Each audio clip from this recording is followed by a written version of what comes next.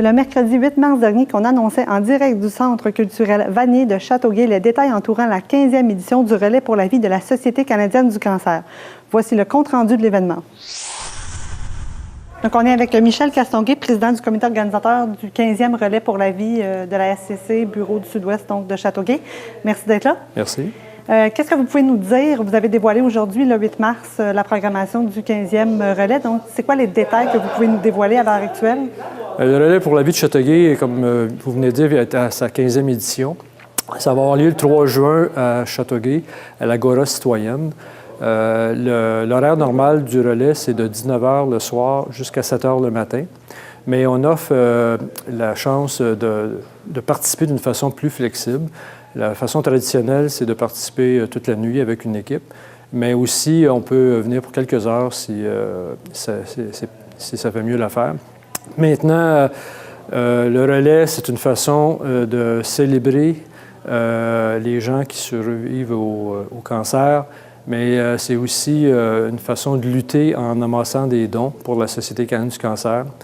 Alors, on débute par des mots d'ouverture et un tour de piste d'une centaine de survivants qui combattent le cancer. C'est une des activités clés du relais.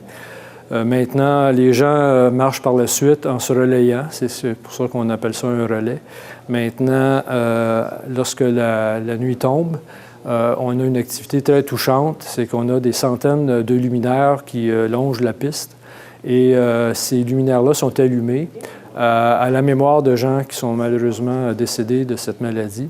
Mais c'est aussi pour fêter et supporter les gens qui sont atteints de la maladie et qui combattent. Les gens, on a un programme d'animation assez intéressant pour les participants, surtout cette année pour célébrer le 15e anniversaire. On va mettre l'emphase sur les participants, les capitaines d'équipe et les participants qui sont là. Donc, on va avoir un programme d'animation pour mettre en valeur les participants.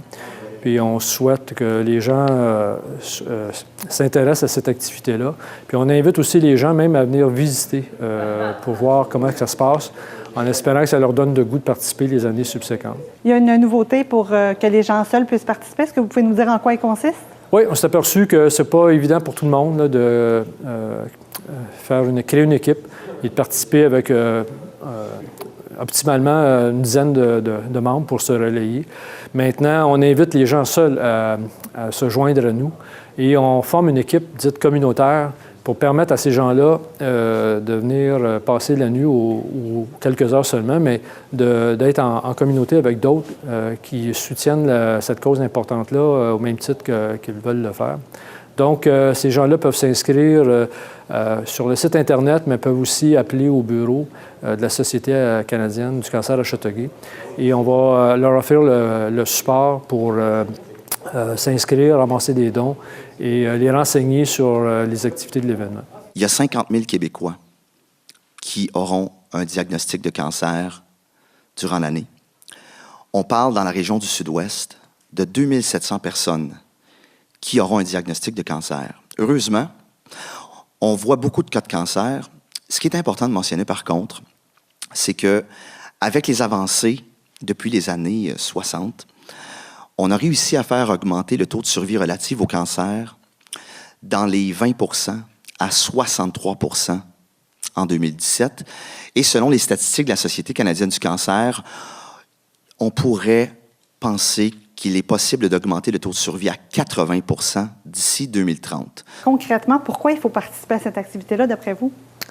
C'est simple, parce que la Société canadienne du cancer est l'organisme qui ramasse le plus d'argent pour financer la recherche. Puis je suis la preuve vivante que la recherche, ça va sauver des vies. Vous savez, il y a 10 ans, on me donnait 1 % des chances de faire 6 mois. Maintenant, des gens qui ont le même cancer que moi se font traiter à Montréal. La seule raison, c'est qu'il y a eu des relais pour la vie pour financer la recherche.